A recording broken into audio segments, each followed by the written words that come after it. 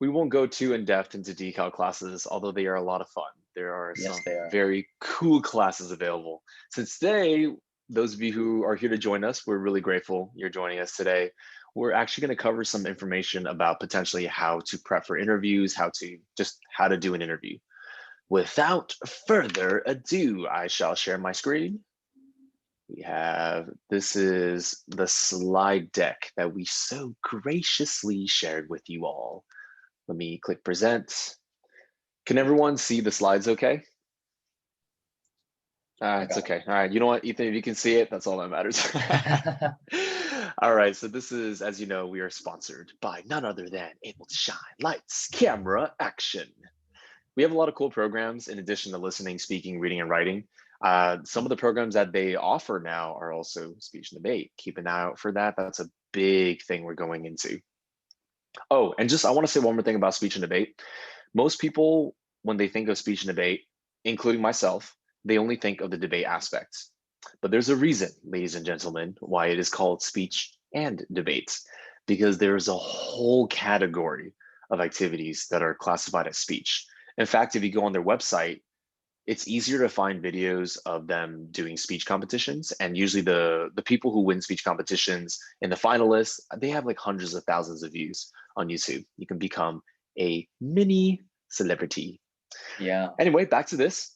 We're going to start by talking about interviews. Me and Ethan have some very intriguing experiences when it comes to interviews. If we have time in the end, we wanted to cover some of the fun classes that Ethan's thinking about taking and that I have taken. Most importantly, we want to delve into the mindset behind why we take these classes. What is interviewing?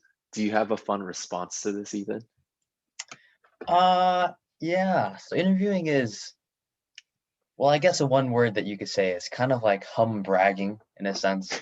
You're trying to be humble about it, but at the same time, you're really trying to impress the person that's sitting across from you during your interview, right? So it's like humble bragging, kind of putting down your credentials on the table, but not being super, Yeah. kind of snarky about it.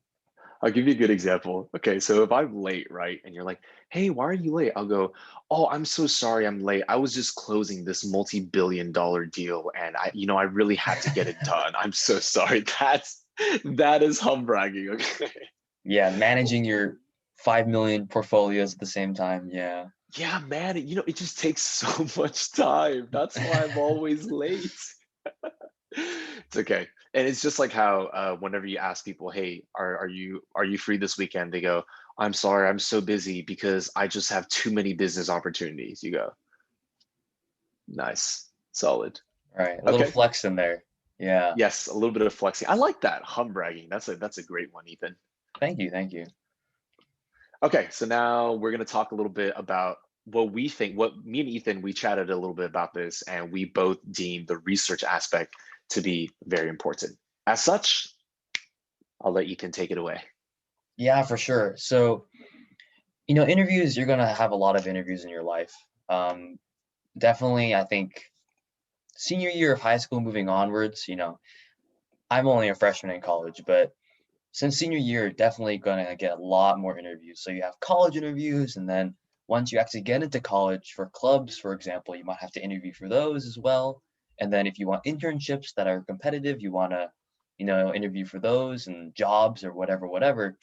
And one thing that is really clear for every interview that you're gonna go to is you want to do some research beforehand. So for example, I got an interview for Georgetown or something when I was in senior year, and they always ask like a question pertaining to Georgetown's motto. So like, okay, so what do you think about the Georgetown motto? How does this apply to you? Why do you want to go to Georgetown? And if you want to give a good answer to that question, you can't just say like, oh yeah, Georgetown's really nicely ranked and seems like a cool school and I like the location. It's kind of boring, right? So Yes, what you not to have to mention, do Ethan, if you say that, your nose will be brown when you're done. For anyone who exactly, gets yeah. that reference. Don't brown nose kids. Yeah. Or if you do, do it well. But but it's like, yeah, you want to do your research beforehand. So when they ask you that question, why do you want to work at this company? Or what about our values really appeals to you? Then you can say, oh yeah, So these are the values that I align with. I looked at your website, I saw your 5 core values. I've done X, Y, and Z work that kind of pertains to each one of these different values. And then you really show them, you're passionate about the company and you've done the research. Research is so, so important. Do the prep beforehand, the interview. Yeah, that was really well covered. We're going to take a moment to have a little bit of interaction with our audience. I'd like anyone, feel free to answer in the chat if you know what it is. The answer to whose slogan is this up here on the screen? It says, our company mission is to organize the world's information and make it universally accessible and useful. If you know what the answer is, like what company has this slogan, please put it in chat. I'll be very happy slash. All right, Tom got it. Tom was really quick. Superstar. That's right. Superstar, Tom. Yes, this is Google's mission statement. The reason I have it on this slide is because I wanted to, similar to how Ethan gave a bit of an example from the time that he interviewed for Georgetown. By the way, dude, props for getting an opportunity to interview Oh at no, I Georgetown. think I think they interviewed everybody. I don't remember, but yeah. Wow, man, my respect for Georgetown just skyrocketed. Okay, that's Yeah, it's really one of the cool. few universities I think that still does that. I feel like Yeah, most don't. Patrick Ewing Yeah. is from Georgetown, and so is Allen Iverson. Oh, that's crazy. just Nice. basketball people. Anyway, I want to bring this up. Okay, so back then, when I was doing my prep to interview for Google, what I did was I just searched up what is their mission statement. What the mission statement says is to organize the world's information and make it universally accessible and useful. I think something really important to point out when we're analyzing the sentence, similar to what we do in lit class. Many of you probably don't like doing that, but it's useful at times. Just as long as you don't go too in depth into it. Like, what does universally accessible mean? So when we look at this, what I like is, yes, there's a lot of information in the world nowadays. I don't think we're as afraid of not having information. We're probably more afraid of having misinformation. That's when you have Mm. too large of an influx of information. You can't tell what is true, what is not. That's why we live in this world today of fake news. So anyway, without getting too political, talking about the company mission, what this tells me is they don't want me to just be good at doing something. Whatever I do, it needs to be useful. For example, if I build an optimization for a team, it's not just about building an optimization that is beautiful, because someone needs to use this tool. Take, for example, let's say Ethan is like Legolas from Lord of the Rings. He is just tall, beautiful, and great with a bow and arrow. I'm an And elf. then that's right. Yeah, you live forever. And then I'm Gimli because I'm a dwarf. I'm short, ugly, hairy. So Wow, that's if too I, harsh. but if I'm a dwarf, I know how to use an axe. Okay. So if you come up to me and you go, hey, man, I have a really good bow. You totally got to use this. You're going to be the best hunter ever. But the problem is, I'm an elf. I'm sorry, I'm a dwarf. I don't know how to use a bow and arrow. It doesn't matter how good of a bow and arrow you give me. I'm not going to use it. I might Mm. take the bow and arrow and start hitting people like this, and that's pointless, right? So why I take this into account from the opening questions of tell me about yourself. From there, my answers will be tailored to what I found in the mission statement based on what I said when I share my stories. I don't want to share the stories where I'm just successful. I want to share the stories where I was able to organize something, where I was able to make an optimization in the process that people would continue to use down the road because of its accessibility. Then, of course, we always put down leverage your network. To put this simply, uh, there are two ways to the path of success. Generally speaking, I'll call them two extremes. Do you want to explain one of them, Ethan? And I'll explain the other one. Yeah. Well, there's the one extreme, which is that you work really, really hard, and you just put your pedal to the metal all the time, nose to the grindstone. You work 100 hours a week. You study every single day. You study 6 hours a day or whatever. You get into the best college you can. You grind out your internships and clubs or whatever, and you just keep on putting in raw hard work, and eventually the fruits of your labor, will show up in your professional life. That's one way to go about it. But as Gary alluded to, there's another way on the other side of the extreme. to get in. Yes, of course. Keep in mind, the reason we want to say these are extremes is because, of course, many people kind of have a middle ground. With what Ethan described, this is a very skill-based way. If you want to look for who does this, well, my parents, and honestly, maybe possibly a lot of your parents. Why I say our parents is because they are, I guess, let's call it zeroth generation. They came to America halfway through their lives. As such, they don't have a full grasp of the language. That's why when they're trying to find these jobs, they literally outskill and outwork everybody. But keep in mind, the world is very different from 20, 30 years ago. Back then, computers just got invented. So the need That's for crazy. yeah, it is crazy. The need for an engineer was sky high. Now things have changed because of AI developments. A lot of jobs are starting to move back a little bit back towards the human aspect. Smooth transition into what I was going to talk about for the second way, which is again an extreme. Okay. I have probably 30 friends off the top, literally 30 friends off the top of my head from the time I was in high school. I had a lot of very intriguing friends in high school, ditched classes all the time, probably went to some state school. Half of them probably went to community college. I am not kidding right now. I can list out 9 names right now who are really high position managers at Google. And the reason they got there is because these guys have mouths of gold. Coincidentally, they're all Caucasian, but still, they have mouths of gold. My God, they are so good at talking. They are so charismatic. They just networked their way into positions. And I talked to them too, and they're like, "Yeah, when I went off to college, yeah, I did join a frat. I partied all the time, but I met these amazing people. They all have connections. The next thing I know, I have a great position. Then, yeah, I kind of worked hard. Sure, I wasn't slacking off all the time, but literally, I connected my way into my position. Not to mention, I know plenty of people who are like hedge fund managers. They're working for Kleiner Perkins. That's one of my friends too. Um, I don't want to rat her out too much, but I know she really squeezed that network to get there. One more fun fact. Sorry, last flex. Okay, this is not a hum brag. This is straight up a brag. If you guys look at 30 under 30 on Forbes, one of those people is a good friend of mine. Her name is Rosemary Hua. She Wow. is only 20, I think 28 or 29, and she is very high position in Snowflake. It's a company that went IPO recently.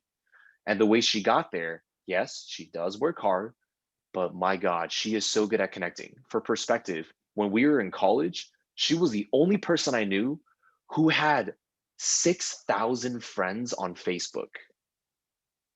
For again, for 6,000. more perspective, for this is during the time when we all use Facebook. Okay. I would say I had a lot of friends on Facebook compared to the average person. I think I have 1,800 friends on there. And like I did a lot of activities to meet people. Most people have 500 to 800. She had 6,000. That's how good she was at networking. Wow. All right, I'm gonna move forward from there because we're actually gonna go into a little more in depth into Ethan's Georgetown interviews based on whatever you're willing to share. Do you want to tell us about comfort and relation? Because that's one of our keywords. Yeah, for sure. So this is exhibit A, and the key that I want you guys to focus on, that you hopefully can take away from this kind of slice of an experience and use it in your own interviewing experience, is the word comfort. And the idea behind this is that if you are in high school, or if you're in middle school, or whatever grade you are, chances are you probably haven't had an interview yet. And then your first interview is either going to be for a part-time job, probably in like retail or fast food or something, or it's going to be for a college interview. And so that was also the case for me. So one of my first interviews, if not my first interview, was my interview for Georgetown, which I talked about earlier. And naturally, I'll be honest, I had no idea what was going on. I mean, I couldn't drive back then. I didn't have my driver's license. So my dad drove me to the Starbucks. He was trying to, give me pep talk or whatever. I was nervous. I didn't know what to do. My hands are sweaty, knees weak. And Mom spaghetti, yeah. mom's and I didn't know what to do. I honestly didn't know. And what I found really helped work for me was that I put things that I was used to doing and I put that in relation to my interview. So that was a bad way of explaining it. But when I went to my interview, I was dressed up in a suit because I wanted to, I wanted to dress nicely and impress the interviewer. And when I was dressed up in my suit, I started relating that to when I was competing in speech and debate. So I had been competing in speech and debate since I was a freshman. So I'd been in my suit plenty of times in front of plenty of different adults and plenty of other kids. So I used that experience of being in a suit and talking to judges, and I try to emulate that in my Georgetown interview. So I was getting super, super nervous, and I was like, dude, you just gotta calm down. You haven't done an interview before, you've never done this before, but you've done plenty of public speaking in the past where you've worn the exact same outfit. You're talking to like an adult across the table from you. Just relax. Just take deep breaths and try to find something that you can relate to. And you might be saying, okay, well, Ethan, I don't do speech and debate, and that's fair. You might be saying, I don't wear suits to interviews. I'm not trying to do any of that, and that's cool too. But it's all about anything that if you can relate a nervous experience or an interview experience to something that you do in everyday life or that you've done for a long time, then you'll be a lot more comfortable doing it. So another example, just really, really quick. Let's say that you talk to your friends and you tell stories to your friends all the time, right? I assume you do. Um, so when you're talking to an interviewer and you're trying to give them a story about your life, don't let your nerves kind of overwhelm you and constrict your storytelling so you sound super robotic. You're like, oh yeah, I did this and this and this. Remember like how you talk to your friends. And when you tell Mhm. stories to your friends, you're trying to be engaging, you're trying to get laughs, you're trying to get them to follow along with you. Do the same thing when it comes to your interviewer. And that's how you kind of relate a I like that. experience that you have a lot of experience with and turn it into something that can help you in interviews. So that's the comfort Yeah. that we want you to take away from this kind of exhibit A. I really like the way you put that, Ethan, especially because keep in mind, guys, this specific exhibit A, I'm not telling those of you in your 20s and 30s who are interviewing for jobs to do this, but this is really good. If you're a kid, why would you know the jargon how would you possibly know the jargon? That's not expected of you. They expect you to be hungry. They expect you to want to learn. So what you do is exactly what Ethan said. That's a really great way of putting it. My math teacher used to tell me this story. There was a hunter who was able to kill blue elephants. So all the time, this person would go around kill blue elephants. But one day, this person went hunting, ran into a white elephant, and goes, "Oh my God, I can't beat the white elephant." Luckily, the hunter had a friend, came over with a bucket of blue paint, painted the elephant blue, goes, "Hey, I think that elephant's actually blue." Hunter goes, "Oh, I can take it down." That's kind of the idea here. You know how to solve a certain type of situation. When you are in an interview, trying to coerce that situation to fit what you are comfortable with. That's what Ethan's telling you guys. When I saw this, when I saw you put this on the slide deck, I was like, huh, I wonder what he's gonna say about comfort. And I gotta say, man, I really like it. Really, really Well, like I'm it. glad you do. Hope you guys like it too. All right, Exhibit B. This is a story from me. This is when I was looking for an internship. Exhibit B is called Grandma because that's what I end up talking about. This was actually kind of short. A while back in my third year of college, I literally had to declare for a major. That's why I went, okay, I am going to go ahead and try private wealth management. A lot of people told me it would be a fun job for me. Literally, I just talked to people on the golf course, make some friends. Before I know it, I'm investing for them. To me, it wasn't just interesting talking to them, it was also apparently I would get to learn how stocks grow. As such, I went in. You guys must be wondering, like, oh, how does this guy get a chance to interview here? Okay, my grades were actually pretty decent. All right, I worked really hard. But more importantly, I knew someone who worked at Morgan Stanley. I consistently reached out to her so that when the time came for an interview, she was like, oh, you know what? It kind of makes sense that like you seem really interested. I feel like you would be a good fit. I didn't even have to ask for the opportunity. She ended up asking me. That's pretty cool. So back Damn. to back to the story. Yeah, dude, that's hype. Why I talk about consistency for this is because I did my research. In this specific division of Morgan Stanley for the private wealth management group, they work a lot with families, not just families that are together, but also divorced families. Because of this fact, they care a lot about family. All over their website, they talk about family, family, family. When I saw that, honestly, it reminded me of my grandma, the relationship I have with my grandma. Me and my grandma are super tight. We are best buds. We take lots of selfies together. It's very adorable. That's so So cute. when I walked in, they're like, "Tell me about yourself." And I literally started by just saying, "I love my grandma. That's what you should know about me." Again, this isn't an answer I can use now because I'm an adult. But again, I was going for an internship. I was my third year. Yeah, I have to have some stats and some experience, which I got from ABA. We'll touch on that later on. But I'm just here to show you, I literally want to tell you about myself. You guys love families. So I'm going to tell you more about that aspect of my life. And I know you like families because I did my research. Okay. Mm, The second thing why I put in consistency here is because you can't just say, I love my grandma. Anyone can say that. How do you know someone truly loves their grandma? Listen to it. You can't lie about that. It depends on what else you have to do. For the rest of this interview, I'd always have opportunities to tie it back to grandma. One of the examples is, why did you want to work in Palo Alto? Well, I go to Berkeley during the school year. During the summer, I like to coach badminton in the area. And on top of that, I like to spend time with my grandma. So I like to be in the area. Palo Alto is so close. Not only would I have a chance to hang out with my grandma every day, but I can even carpool with my dad to the area. Of course, I also gave other reasons, as to why I want to be in Palo Alto, but that's one of them. If I keep on talking about grandma, they'll realize, dude, this guy is actually obsessed about his grandma in a non creepy way. right, right. Uh, all right, let's go to the next one. This one, Exhibit D, is going to be about Ethan, I think. So, Exhibit C, one more story. This is about a cruise.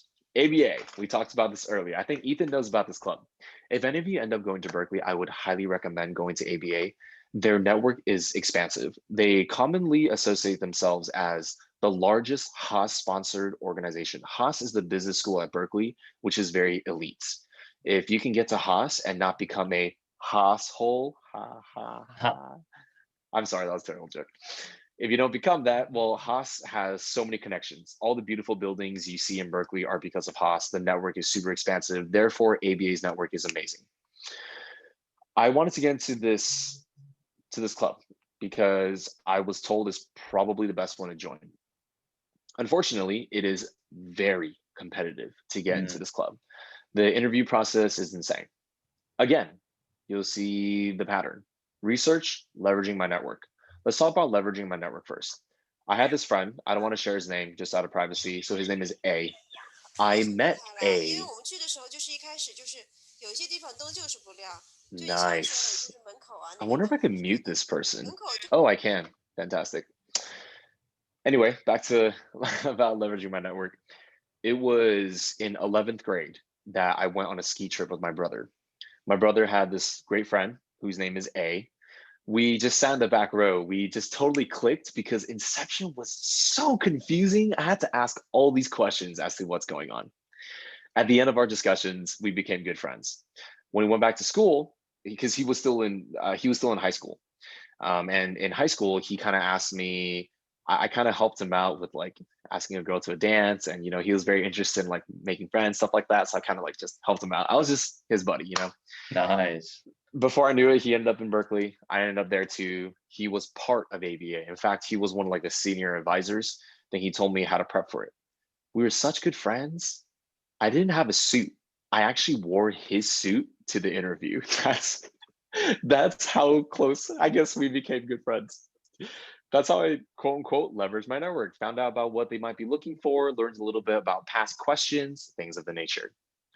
When it comes to research, I did do my research largely through A, because I mean, A was literally part of the org and he could provide me a lot of inside information. But I also looked into each individual committee as to what they want. Specifically for me, I wanted to be part of the social committee. And for the social committee, this one I didn't know because I think A wanted to see how I would adapt on the fly. One of the interview questions was for me to ask for a girl's number at the cafe we were at. Like literally. And to me, I thought it was a random lady. I didn't know the lady was an alumni. So, I just strut my strut, walk up to her and start chatting with her and try to get her number. This is, you got to push for it, if you want it. Why I talk about the cruise. For this cruise is one of the questions I had to answer. If they're asking you, what did you do over summer? Please don't just say, I went on a cruise and had a lot of fun. Because if you say that, I get it. That's true. That's what you did. But what is the significance in that? Did you show your drive? Did you show your curiosity because of this cruise trip? There's plenty of ways you can flip it around. You could say, depending on where your cruise trip went to, maybe you went to Alaska. I know that's a very popular one. You could talk about, like, why is this significant? We finally finished high school. I had a chance to kick it with my family. We want to spend time together. I was very curious as to how the lifestyle in Alaska is different from California. I thought if I'm going to be going out to Berkeley soon, where people from all around the world are going to be attending, I want to get a feel. I want to get used to meeting strangers again. It's been like 7 years. You see how if I say it that way, now it's like, oh, you actually thought about why you want to go on this cruise. So what I advise you to do is not to make up stories. It's that when you're around your third and fourth years, when you make a decision, I don't care if it seems silly, just make sure you thought it through. That way, if I end up interviewing you down the road, you can tell me what is the significance? What was your curiosity? What was your drive behind this activity you participated in? All right, back All over right. to Ethan. And here I am for Exhibit D. In case you guys haven't noticed, by the way, Gary is a master at interviews. He is a very, very experienced, a lot of good advice. Love. But now you'll be hearing from the more inexperienced side. And this is kind of where we offer some different perspectives because again, uh, this is my freshman year of college, which I'm still in. So freshman year fall semester, so just, a couple months back, I was applying to many business organizations on Cal. And at Cal, there's a huge obsession with being in a business consulting club. And if you don't know what that is, that's okay, because I didn't know what it was either. But it's basically a bunch of kids trying to advise certain companies or nonprofits about ways to make their bottom line better or to do some research on some certain niche project or something like that. But anyway, I applied to GRC, which stands for Global Research and Consulting. And what I really wanted to do here is express my passion and relate as much to GRC as I could, while also being very vulnerable, actually, which is a interesting strategy I use. So, well, let's cover all those. That's brave. It That's is brave to brave. go the vulnerable route. Yeah. Yeah, but let's start with the scaffolding we have first. So we'll start with research and then let network, and then I'll go on to the specifics. So first, my research. Uh, like Gary, although I'm less refined in the art of research, I Oh, did you don't have to be research. so humble. I'm Come really not on. that good. But yeah, when I was researching DRC, their mission is all about social impact. Everything you see on them, they're all about working with nonprofits. They're all about having some kind of social impact, some kind of social dream, actually making, quote unquote, a difference in the world. That's like their whole mission. That's their whole thing. So when I was writing my written application and when I was doing my behavioral interview for them, I always made sure that I mentioned something about social impact, something that I'm actually passionate about that relates to social impact. So that's checking off the box right there for research. And then for leveraging my network, it's really interesting actually because my orientation leader for my orientation group when I came to Cal Oh, was actually an officer um, in the organization. And she didn't give me nice. super inside tips or anything, but she did like offer advice and she was really nice and she helped guide me through the process. So that was a little mini way of leveraging my network. And now we're going to talk about the thoroughness in the app. And this is where the vulnerability actually comes into play. And this is a risky strategy. I'll acknowledge it. Um, but I think it only really works or has a chance of working if you're very young and inexperienced. And the general Mhm. sentiment that I tried to push across in my essays was I try to say basically, hey, Let me be honest, I don't know what my passion is. I didn't even know what consulting was until I, came to Berkeley. Um, but what I do know is that, finding a passion is all about finding experiences. That's the key part. What you said, Yes, what you just said, that's the key. It's okay to not have all the answers, but you want to hunt after them. Yeah. exactly. You want to show your hunger, right? So I said, I want to have new experiences so I can find my passions. And I talked again all about how I'm drawn to GRC's mission and social impact. I talked about, visiting their info sessions and getting a vibe for the club and really enjoying the members. So all of this thoroughness about the organization, from their social culture to their missions to their past projects.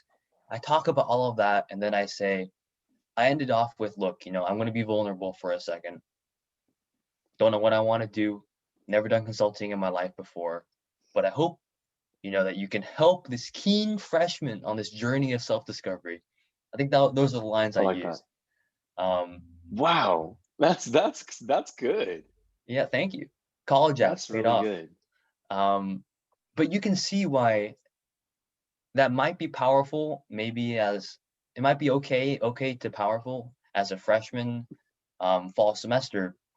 But the older you get and the more experience you get, I don't think it works as much, right? That's true. Because this Yeah. is more from the attitude of a youthful person trying to say, "Hey, I'm just trying to experience new things, and I'm really passionate Hmm. about all this."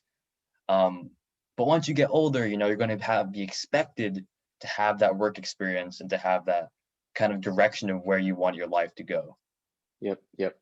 I think you hit it around the nail.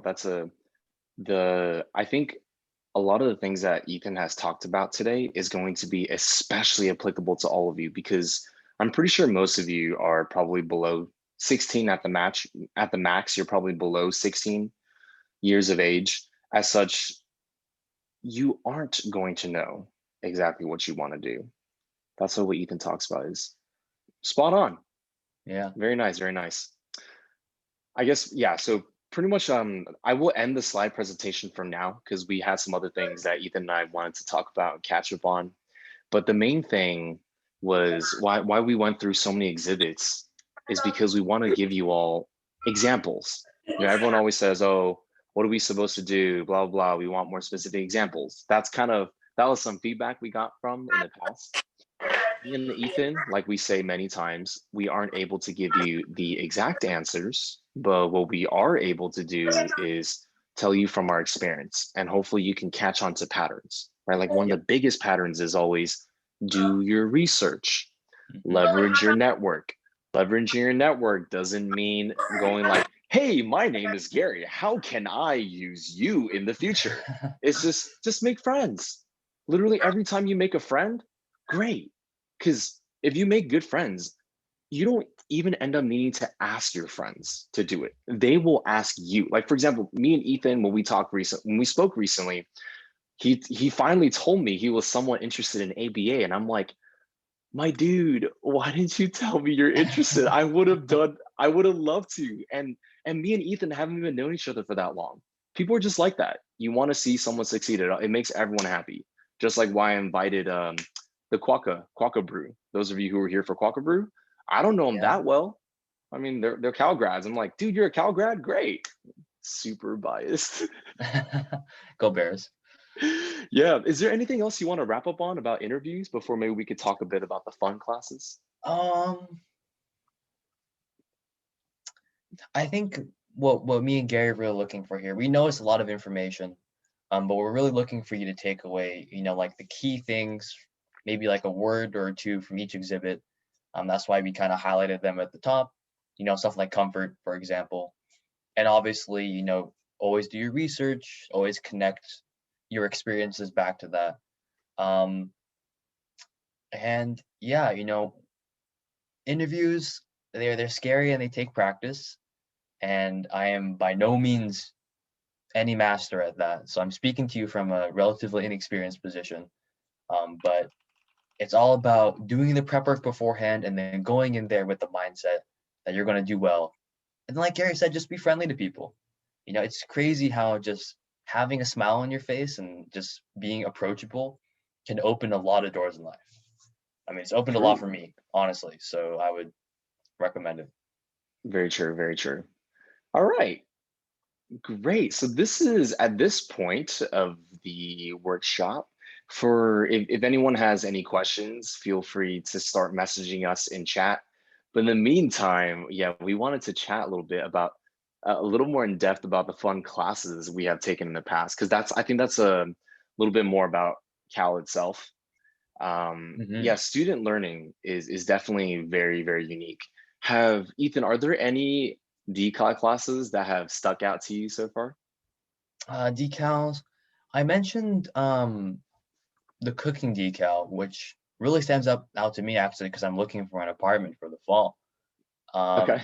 And I'll need to be able to cook, right? Hopefully, I can't rely on Chipotle every single day, as much as it's delicious. Um, I used to eat Chipotle almost every day. I approve. Chipotle is a great company. Just Oh that man, plug in yeah. there.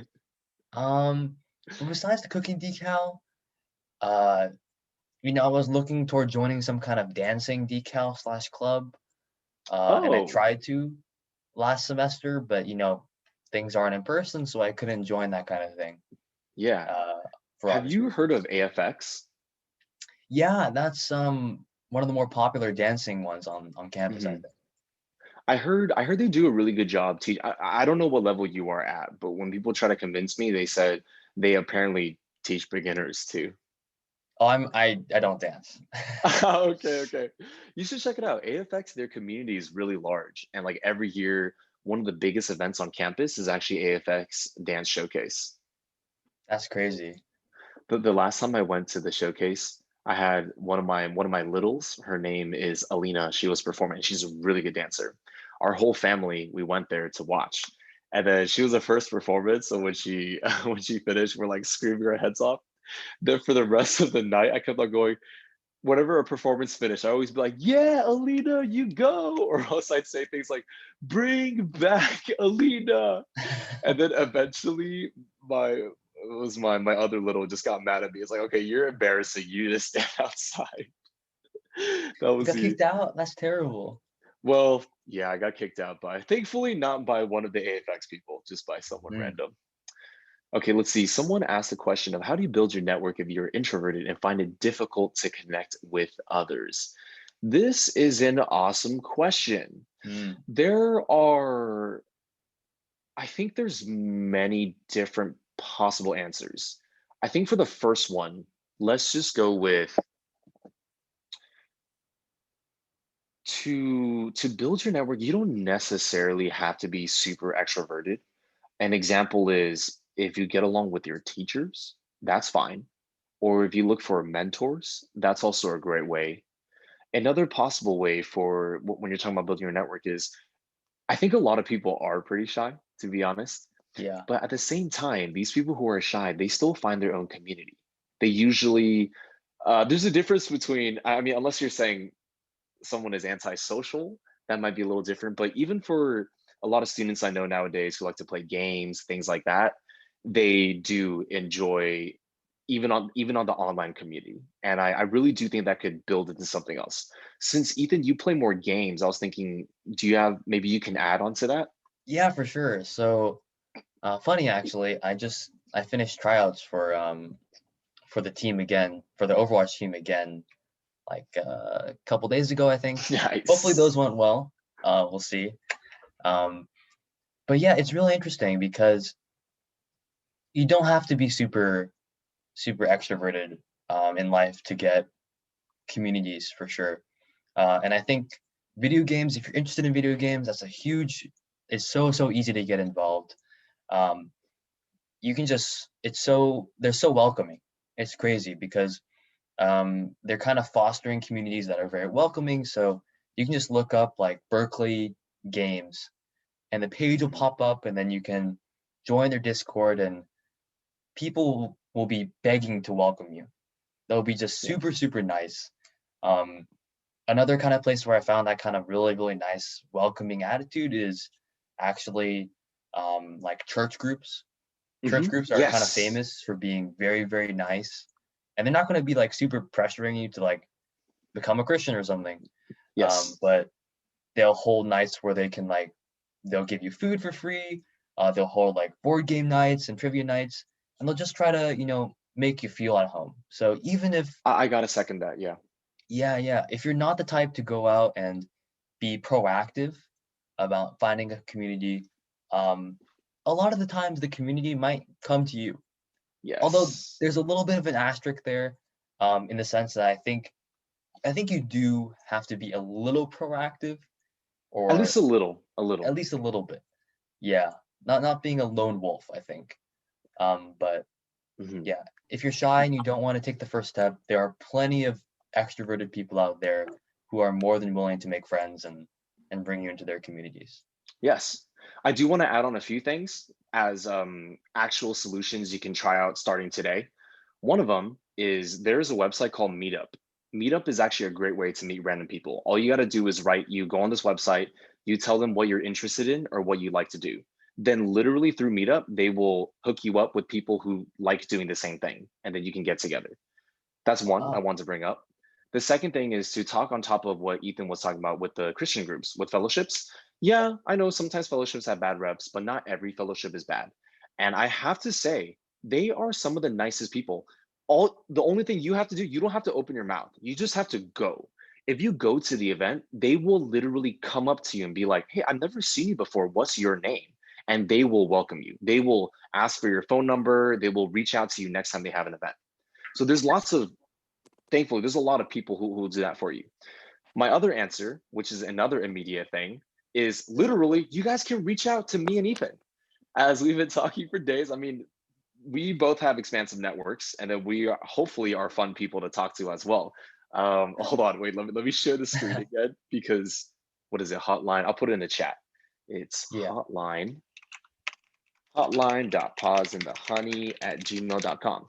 Just email us up. Just email us. Maybe we can, the three of us, or if you want to bring a friend, we could just hop online, have a chat, talk about what things you like. You can just tell us how your week has been. It doesn't even have to be anything super serious. So Yeah, that's for sure. I think I had one more thing I was gonna say, one more suggestion.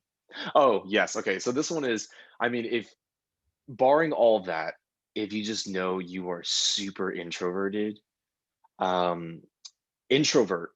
I want to say I'm sorry if this comes across as really tough. I don't think being an introvert should be an end all be all explanation for why you don't want to reach out to others. Because being an introvert versus being an extrovert is actually just a state of being. What I mean by that is, so I don't know what you are, Ethan, but I'm actually an extroverted introvert. I Oh, probably don't come across as an introvert at all. But at the core, I like to have time to myself. I really like having time to myself, but I also like spending time sometimes. So because my most inner thoughts are introverted, I'm classified as an introvert. Yeah, I do things that are extroverted, but I can go time without speaking to people. So I strongly believe that introvert versus extrovert is a state of being. that is crazy because I am the exact same. Oh, Like, really? yeah, Okay. yeah, I can be very, very extroverted when I'm with people and friends, but after, a few hours or a day of socializing, I need time alone to recharge. Yeah, you get tired. Yeah. And this is also a little segue into a tiny point I want to add, which is that if you want to develop your public speaking skills, or if you want to develop your ability to speak to people and get those connections so that you can leverage those connections in interviews and whatever you want, just put in the plug in, able to shine as classes.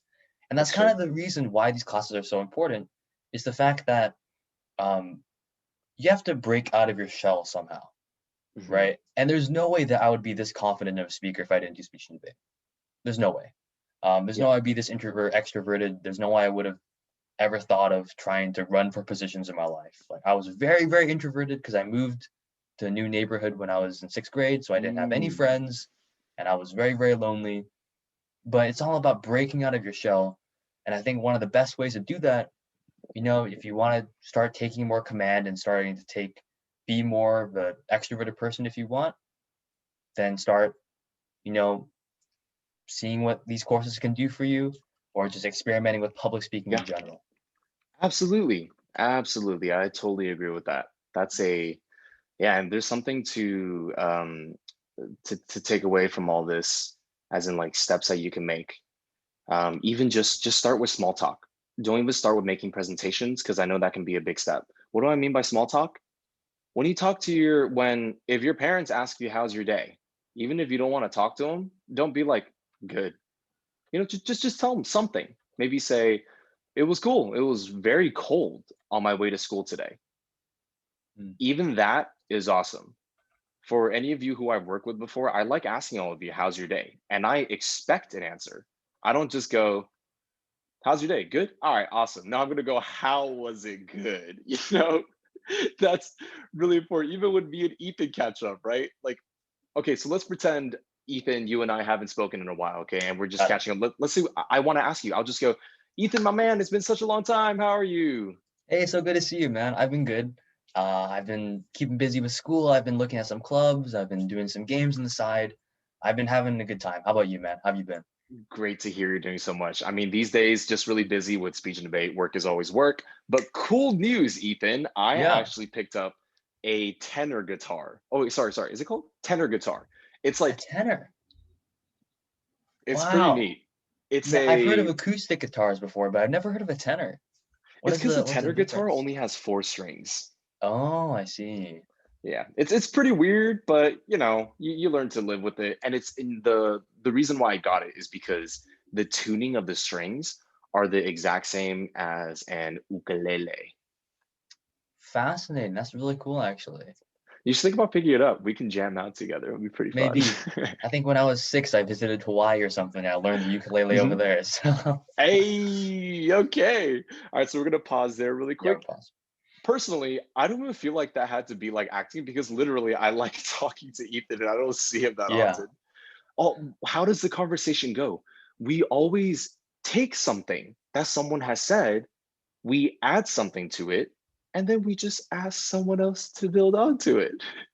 Therefore, just as a nice shout out for those of you who are adults in here, if there's any adults listening on behalf of your children, something that you can use at work starting today, Saturday, starting Monday, talk about the Super Bowl. Please watch the Super Bowl tomorrow at 3 p.m. PST. Companies love talking about football. They love talking about basketball. Quarterback of Kansas City Chiefs, Patrick Mahomes, don't forget it. yep. Quarterback of the Tom quarterback Brady. of the yes, you better know of Tampa Bay. Okay, so literally just go, hey, you guys see the game yesterday? Tom Brady played so well. And then just watch. If you have some colleagues, especially those who like to talk more, they're gonna go, yeah, man, I watched the game. I had like a whole Super Bowl party, blah, blah, blah. That Yeah, small talk is just football when you get Mhm. into the workplace, especially after Super Bowl weekend. Then maybe if you don't like talking about football that much, transition it into something you know about. How are your kids? People love talking about kids. Or how next Thursday is lunar slash Chinese slash Korean, however you want to call it, New Year. Okay, so just talk about that. Do you have any Yeah, celebrations for that? If you can't even talk about that, there's Valentine's Day. This is a great week exactly. to talk. There's always going to be so much to talk about. And There if really you're is. if you're really not good at small talk because you're so super introverted and you're not very experienced at it yet, take those baby steps and put that conscious effort. And remember that conversations are a two-way street. You know, have you Yep. guys ever tried to have a text message with someone who sends like one word replies? It's impossible. And it's the same thing in like in person. You Hey, can't just be like, "Hey man, how is you? How are you?" And he's like, "Good." yeah, So it's a what you been up conversation to? enter. Yeah, and they don't respond. So it's a two-way street. Um, and put in those conscious little baby steps if you're really kind of getting into and learning how to really have good small talk, and then eventually it'll come naturally, and you'll just enjoy talking to Yeah, people like me and Gary. We absolutely. enjoy talking to each Absolutely. other. So Not to yeah, mention, you can always practice at hotline.pauseandthehoney@gmail.com. Me and Ethan will respond to your email. And if you want to just chat, like you literally want to just talk, that's why it's called a hotline. We'll set up a time, we'll have a group chat. It'll be handy dandy. We yeah, love hearing about, well, I'm old, so I love hearing about high school life. Ethan graduated recently, so I'm sure he wouldn't mind hearing how you young lads are doing. yeah. I feel so much older, even though I'm only a year older. Yeah, it's one of those things. When you go from 18 to 19, even though it's just a number, it's is not an arbitrary number. A lot of things happen from, I'm sorry, from Yeah, 17 to 18, a lot of right, things right. happen. That's so All of a true, actually. sudden, all of a sudden, you can't get away with things. I know, man. You It's can't get away with crazy. anything. It's Held sad. to a It's higher sad. standard. That's correct. All righty then. It's 6:03. We are just about over time. I haven't seen many more questions in the chat. I did see a very nice hello, and I saw some thank yous in chat. We always appreciate the thank yous. We appreciate everyone who comes out, literally each and every single person. We like sharing our thoughts. And if any of you have questions, you reach out to Ethan. You want to fill me in? Our hotline at Which is hotline. hotline.pauseandthehoney@gmail.com. That's right. I'll send it to chat. No, that's the last thing that's already in chat. We're good. Okay. Alrighty then. That's about all for today. Me and Ethan are peacing out. And until the next time, when we find out more about Ethan's wonderful lifestyle. Okay. Take care, guys. Hope you See had you fun. Hope all. you learned a lot. Thank you for coming. And Thank good luck you, on those Ethan and interviews. Gary.